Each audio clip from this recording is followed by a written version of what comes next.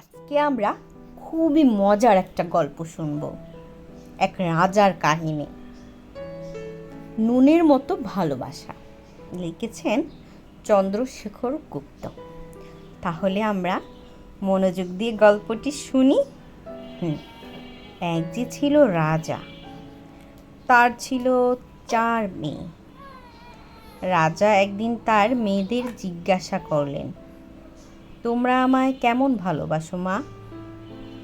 বড় মেয়ে বলল, বাবা, আমি তোমায় ভালোবাসি চিনির মতো। মেজ মেয়ে বলল, বাবা, আমি তোমায় ভালোবাসি মধুর মতো। আর সেজ মেয়ে বলল, আমি তোমায় শরবতের মতো ভালোবাসি বাবা। আর সকলের ছোট্ট মেয়ে দুষ্টু হাসি হেসে বলল, সত্যি কথা বলছি বাবা, আমি তোমায় নুনের মতো ভালোবাসি। ছোট মেয়ের কথা শুনে রাজা তো চটে গিয়ে বললেন, আবার ভেবেচিন্তে বলো, তুমি আমায় কেমন ভালোবাসো? ছোট মেয়ের সেই একই কথা, না বাবা, আমি ভেবে চিন্তেই বলছি, তোমাকে ঠিক নুনের মতোই ভালোবাসি। রাজার হলো ভয়ানক রাগ। চিনির মতো নয়, মধুর মতো নয়, শরবতের মতো নয়, একেবারে নুন। এমন দুষ্টু বেয়াদব মেয়েকে কখনো রাজপুরীতে রাখতে নেই। রাজা দিলেন ছোট কুমারীকে তাড়িয়ে একেবারে রাজধানীর বাইরে এক নিবিড় বনপথ দিয়ে নির্ভীকভাবে ছোট রাজকন্যা যেতে লাগলেন। তখন সন্ধ্যা হয় বেলা পড়ে এসেছে। ঘন বনের আড়াল দিয়ে সূর্যের শেষ আলো অতি ক্ষীণ রেখায় এসে বনের ভিতর পড়েছে। এমন সময় ঘোড়ার পায়ের শব্দ শোনা যেতে লাগলো। রাজকন্যা ভয় পেলেন। কি জানি বন দস্যু ডাকাতের সঙ্গে দেখা হয়, না জানি হঠাৎ কোনো বিপদ ঘটে। তাই ভয়ে ভয়ে একটা বড় গাছের কোটরের ভিতর রাজকন্যা লুকিয়ে রইলেন। আঁচল কিন্তু দুলতে লাগলো বাইরে। দস্যু নয়, ডাকাত নয়, সে পথ দিয়ে তখন শিকার করতে ফিরে যাচ্ছিলেন সে দেশের তরুণ রাজা। হঠাৎ তার চোখে পড়ল মস্ত বড় একটা গাছের কোটরের বাহিরে সোনা মানিকে ঝলমল একখানি ময়ূরপঙ্খী আঁচল। রাজা ভাবলেন, এই গভীর বনের ভিতরে কারই আঁচল দুলছে দেখতে হচ্ছে।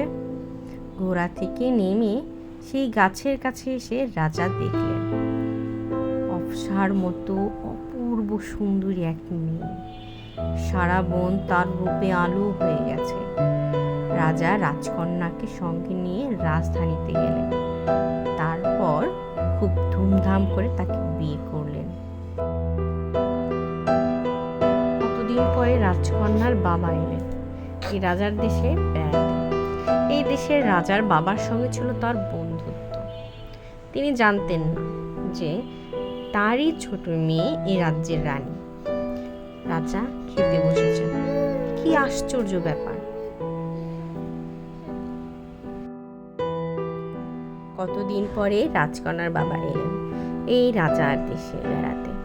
এ দেশের রাজার বাবার সঙ্গে ছিল তার খুব বন্ধুত্ব। তিনি জানতেন না যে তারই ছোট মেয়ে এই রাজ্যের রানী।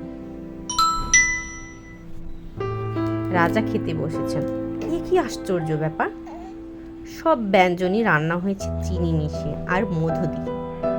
ব্যঞ্জন হলো ভাত, তরকারি।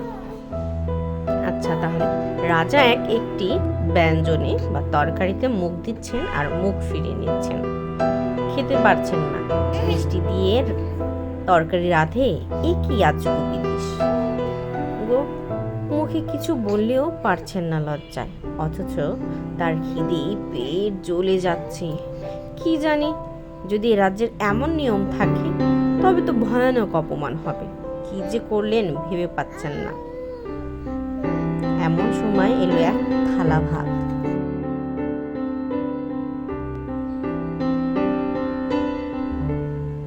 এমন সময় এলো এক থালা ভাত আর ব্যঞ্জন বা তরকারি।